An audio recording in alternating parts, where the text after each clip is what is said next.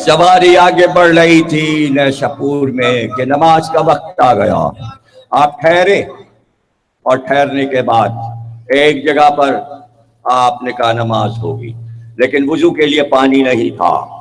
आपने उसी जगह पर ठोकर मारी, एक चश्मा जारी हुआ, बताया इस्माइल की यादगार मैं हूँ, काबे का मालिक मैं हूँ, सफा और मरवा का मालिक मैं हूँ, वारिस इब्राहिम और इस्माइल में। चश्मा उगला, आपने वुजू किया, वुजू करके खड़े हुए। एक सूखा दरख्त जिसकी टहनियां खुश्क हो चुकी थी, वुजू करने के बाद आपने उठते में सहारा दरख्त का लिया और उस पे हाथ रखा। दरख्त हरा भरा हुआ, पत्ते आए, शाखें हरी हुई, फल और फूल आए। वो दरख्त भी लगा है उसी चश्मे के सामने, चश्मा बह रहा है। जिस पत्थर पे बैठ के वुजू किया वहां दो निशान पत्थर पे बन गए। अब इमाम तो आगे बढ़ गए नमाज के बाद, वहां से पत्थर उखाड़ के लोगों ने दीवार पे लगाया, फिर वो हुजरा बना, अब बहुत बड़ा रोजा बन गया। वो कदम शरीफ है इमाम के, बाहर वो दरख्त है, लोग उसके पत्ते लाते हैं, वहीं चश्मा है, आगे बढ़ जाइए, लोग चश्मे से पानी लाते हैं। चश्मा भी है, दरख्त भी है, कदम के निशान भी हैं। मोजिज़ात के नक्श छोड़ते हुए आगे बढ़े तो एक सहरा आया और पहाड़ सख्त पत्थरीला इलाका आया।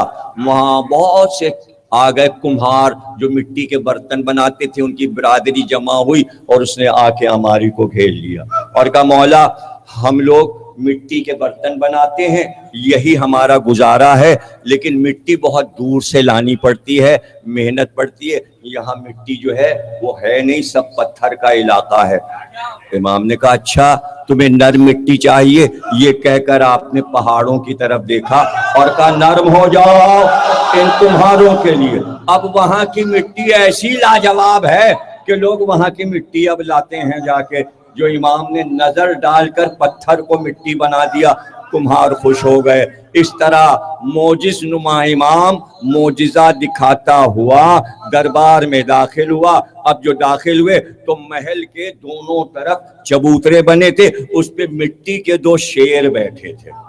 ऐसा लग रहा था उनकी आंखों में शीशे लगाए गए थे कि सचमुच के शेर बैठे हुए हैं। एक बार हारून इस्तिकबाल को आया, उसने कहा आपने देखा कि हमने ये मुजस्समे शेर के कैसे बनाए? आपने कहा मुजस्समा बनाना इस्लाम में हराम है। हटाओ, असल शेर हो तो बात है। ये कहा था कि दोनों शेर उठे और उठकर इमाम के गिर्द आए और कदमों पे लौट, मबहूत हो गया मामून, मबहूत हो। तकरीर तवील हो जाएगी अगर मैं वली अहदी और पूरे दरबार का नक्शा खींचता हूँ। और जो गुफ्तगू हुई इल्मी, और 3 नशिस्तों में 30,000 सवाल इमाम से पूछे गए। और जब आप दरबार में आए तो इस शान से आए कि करबला के बाद या तो सैयद सज्जाद के कमर में कभी जुल्फ़िकार देखी गई थी एक बार, और उसके बाद फिर जुल्फ़िकार पर्दे में थी, लेकिन जब आप दरबार में आए तो कमर में जुल्फ़िकार लगा। तो अरसे के बाद लोगों ने जुल्फ़िकार की ज़ियारत की, वो भी न्याम में, बाहर नहीं निकली, सिर्फ न्याम की ज़ियारत की।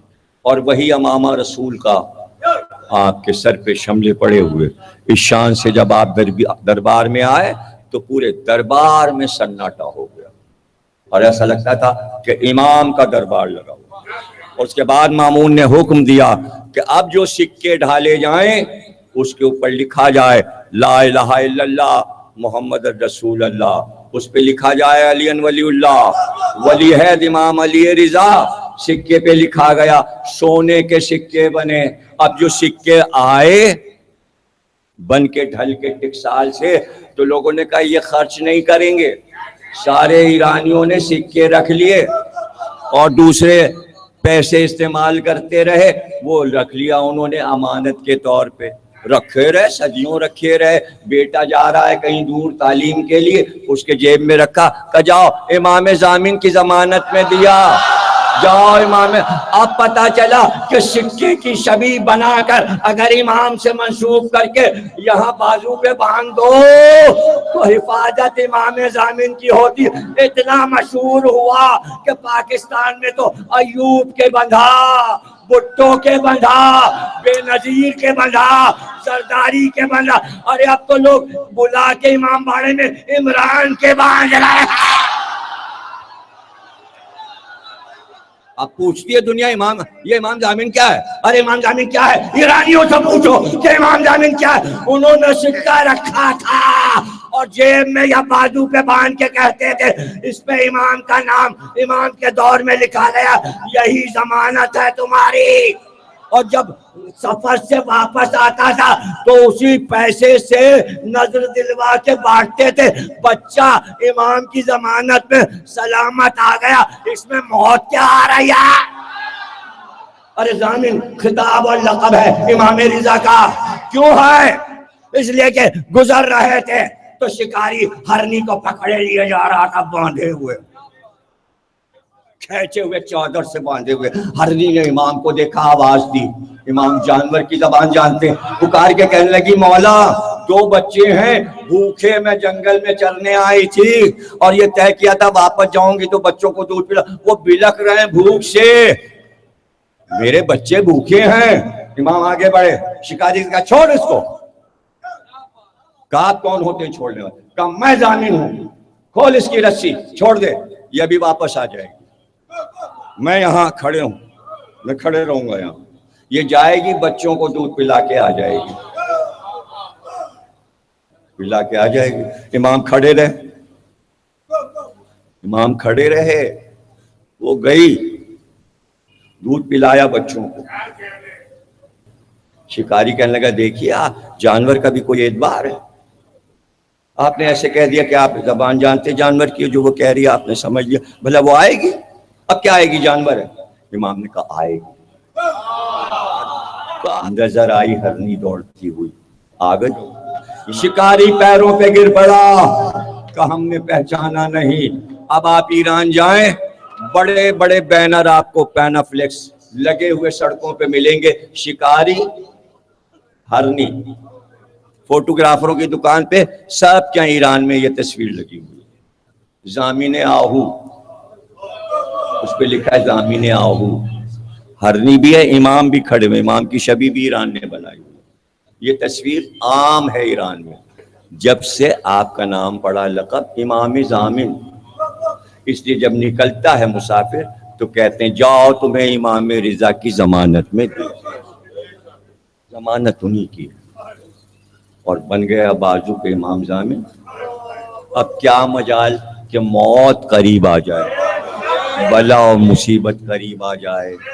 ولی عہدی کا جشن من رہا تھا کہ دیبل آ گئے اور دیبل نے کہا کہیے تو ہم آپ کو برثیہ حسین سنا دیں. اللہ، دیبل مدینے میں آیا کرتے تھے. آج ولی عہدی کے لیے یہاں ایران بھی آ گئے. دیبل پورا دیوان ہے دیبل کا ولایت علی پر، عربی کے قصائد ہیں، سب دلائل دیے ہیں ولایت کے انہوں نے اپنے عربی کے قصیدوں میں. لاجواب قصیدے ہیں عربی میں دیبل کے، بہت مشہور شاعر ہیں اور امام رضا کے شاعر ہیں. لیکن ایک بار مدینے آ گئے، ابھی امام ایران کے سفر پہ نہیں گئے ہیں، محرم تھا اور دیبل آ گئے. امام نے کہا دیبل مرثیہ لائے ہو؟ مرثیہ لائے؟ ہاں مولا مرثیہ کہہ کے لایا ہوں. کہا سناؤ. جاؤ ممبر پہ جاؤ اور پھر غلام سے کہا قناتیں لگاؤ اور کنیز سے کہلوا دو تمام شہزادیاں تمام سیدانیاں قنات کے پیچھے آ جائیں. پردہ ہے سامنے بھی، آپ دیکھیے پردے پڑے ہوئے ہیں، خواتین پردے کے پیچھے بیٹھی. کیوں؟ یہ امام نے کیوں اجازت دی؟ اس لیے کہ جس طرح گریہ عورتیں کرتی ہیں مرد نہیں کر سکتے. امام نے یہ چاہا کہ عورتوں کے گریہ کی آواز بلند ہو، اس لیے کہ قید خانے میں جب سکینہ مری تو اس طرح بیویاں روئیں کہ قصر یزید ہل گیا. تم سلامت رہو، حسین کے رونے والوں، تمہارے گھر آباد رہیں۔